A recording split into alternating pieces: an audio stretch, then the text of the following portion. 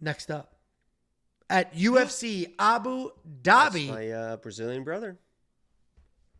We have Mohammad Yahya and Jacob's Brazilian brother, Kauê Fernandes. Mohammad Yahya, 12-4 in his career. 4-1 in his last 5. He is coming off that decision loss to Trevor Peek. He's taking on Kauê Fernandes, 8-2 in his career. 3-2 in his last 5. He's coming off, sorry, my brain just, 3-2 in his last 5, coming off that split decision loss to Mark DeCasey. Listen, I said this in my quick pick video. The second I saw this on paper, zero research whatsoever was needed. I ultimately did the research, all that shit. I saw this written down and instantly was like, Kauê Fernandes. If I know anything, it's that Mohammad Yahya just falls down in fights for no reason whatsoever. Just slips and falls like he's got a shady lawyer on the side of a bus. Just, whoa, I'm suing. What analogy, and you know it. What in the Northeast analogy was that? But I pray to God that you're not gonna be like. But then I looked into it. No, I'm all over Kauê Fernandes here. No. It sounded like that was a setup, and I was like, yeah. Well, I give him a little. I do give Mohammad Yahya some credit. I mean, he literally was falling over in his last fight for no reason whatsoever. He's got that traditional karate style stance. I hate that stance so much.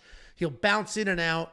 He does have a good chin, though. He is a durable guy. He got a good chin. He will plot forward. He doesn't throw a ton, but he can take his beating. He is a bit low volume. He falls over for no reason whatsoever. There is some power in his hands, though. Not much in the way of wrestling offense, but he will look to hold you against the cage if he's losing exchanges. If he's coming off that straightforward loss to Trevor Peek, he was out-techniqued by Trevor Peek. We could end the breakdown right there. He's taking on Kauê Fernandes. This guy's a loose, powerful striker. He will bounce on his toes. He will stay outside the pocket. Then he will lunge in with speed and power. He's from that Novignao fight camp, and like everybody else at that fight camp, if you're newer to MMA, that's not a name that's going to sort of ring true to you. But if you've been watching as long as I have, you got the Henan Barrows of the world. Like at one point in time, Novignao was the fight camp. And they all fight pretty similar. They're focused. They can be technical.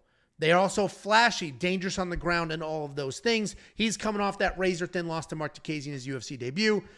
I picked Kauê before I didn't need to do anything. Kauê's going to win this fight. Pretty straightforward. that was a lot of talking for I don't need to do anything, I'll tell you that. I mean, I did have to watch the tape real quick because my notes, when I watch the fights live, I take the notes, and my notes were aggressive. Sucks, falls over. Those were my notes. And I was like, let me go rewatch that fight before I just go blindly dive into this. Yeah, what do you think, Handsome Jake?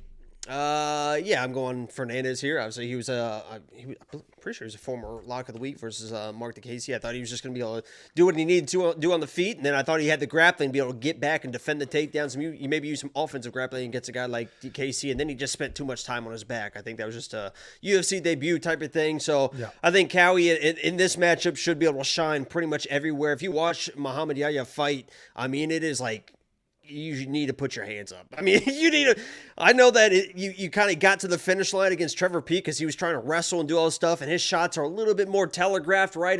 He definitely throws heavy, but it's definitely those wild looping shots. So you can kind of see those coming a little bit. But this dude, Kauê, especially with those kicks, the way he throws and the precision behind this striking, it's going to be fast, and it's going to be on Mohammad Yahya in a hurry. I expect Fernandes to be able to get a finish, and even not, I think he's be able to get pretty dominant decision, even if Yahya is able to kind of survive for he is tough. Decision. But he's tough. Yahya's not I'm dogging him for falling over, but he is a tough dude, and he will fight. He may have an inner ear infection, something to that effect, but he will fight because it's equilibrium. Yeah, see? You got there. Oh my God, I'm so clever. There we go. Oh my God, Angela, you're so funny. It's that it is the Northeast wit. It's there. Yeah, it's so there. Okay. That's not there. $6,900 in DraftKings, absolutely not. 93 for Kauê. That is a little tricky because he's winless in the UFC. Yahya is tough, and Trevor Peek couldn't really put him away, and not that Trevor Peek's very good, but he is dangerous. I'm probably not going to spend the $9,300 on Kauê, even though I'm very confident he wins. What do you think, Jakey boy? Oh, I think he smokes him, man. I think he smokes him. So you're gonna spend the $9,300? Is that what that is? Yeah, bro. If you want to check out the picks, Guys, the bets, Bilal won, man. We're having some fun. the round line leans and more. Only $10 for an entire month, and that month will get you all the way out to UFC 305. Premium members, these last couple of months have been absolutely feasting. Years worth of membership recouped in picks and bets. The tools alone have been absolutely spectacular. We've released 2 tools in the last month. WeWantPicks.com, click becoming members. Freaking $10 a month. What are we doing? What are we doing? You sign up with some dork's Patreon for... We Want Picks is $10, so I'll make mine $5. Yeah, but it's 1/100th of the value. Who cares if it's $5, you dope?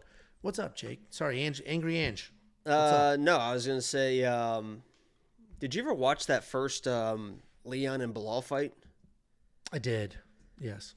Can you believe that Bilal won the fight after watching that? I mean, anybody with the brain would have just watched that fight and just, stopped the research there and been like, he landed a head kick, so he's definitely going to win the main event.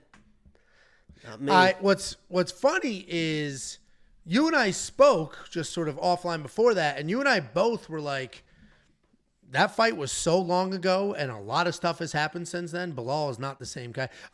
Listen, I picked Leon, but I did an Angelo, and I bet on Bilal. Because I'm like, he can absolutely wrestle his way to a win here, and Leon's low volume as shit.